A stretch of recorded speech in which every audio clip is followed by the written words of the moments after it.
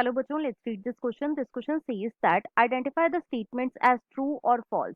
तो बेसिकली इस क्वेश्चन के अंदर हमें चार स्टेटमेंट्स गिवन है और हमें बताना है कि इन स्टेटमेंट्स में से कौन कौन सी स्टेटमेंट ट्रू है और कौन कौन सी स्टेटमेंट फॉल्स है। अब अगर इस क्वेश्चन की मैं की कॉन्सेप्ट की बात करूं तो इस क्वेश्चन का जो की कॉन्सेप्ट है वो है बच्चों diseases and their causative agents. Let me write it over here, it is diseases and their causative agents. Right, अब एक एक करके हम अपनी सारी स्टेटमेंट्स को चेक करते हैं। स्टेटमेंट वन में हमें गिवन है aestivo autumnal malaria is caused by Plasmodium falciparum. तो बच्चों यहाँ पे जो हमें फर्स्ट स्टेटमेंट गिवन है ये बिल्कुल ट्रू गिवन है। देखो, जो ऑटम फीवर के अंदर मलेरिया होता है बच्चों, it is caused by Plasmodium falciparum, तो इसलिए फर्स्ट स्टेटमेंट जो है ये हमें ट्रू गिवन है।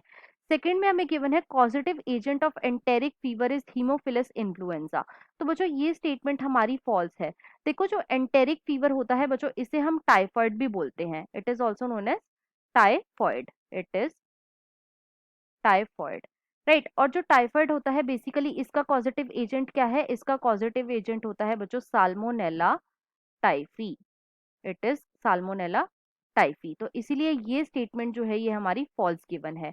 थर्ड में हमें क्या गिवन है? थर्ड में हमें गिवन है Black Death is caused by Leishmania donovani. तो बच्चों ये स्टेटमेंट भी बिल्कुल फॉल्स गिवन है। क्यों? देखो, जो ब्लैक डेथ होती है इट इज कॉज्ड बाय बच्चों Yersinia pestis. It is caused by Yersinia pestis, तो इसीलिए ये ऑप्शन भी हमारा फॉल्स गिवन है। फोर्थ में हमें क्या गिवन है? फोर्थ में हमें गिवन है DPT vaccine is administrated for prevention of diphtheria only.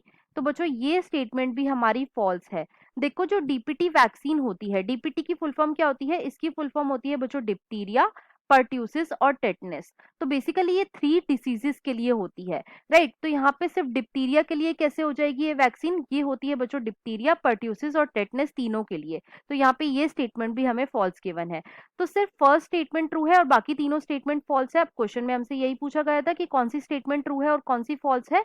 तो यहाँ पे इसके अकॉर्डिंग जो हमारा मोस्ट अप्रोप्रिएट ऑप्शन हो जाएगा वो है बच्चों option number 3। So the final answer of this question is option number 3. I hope you understood it well. Best of luck.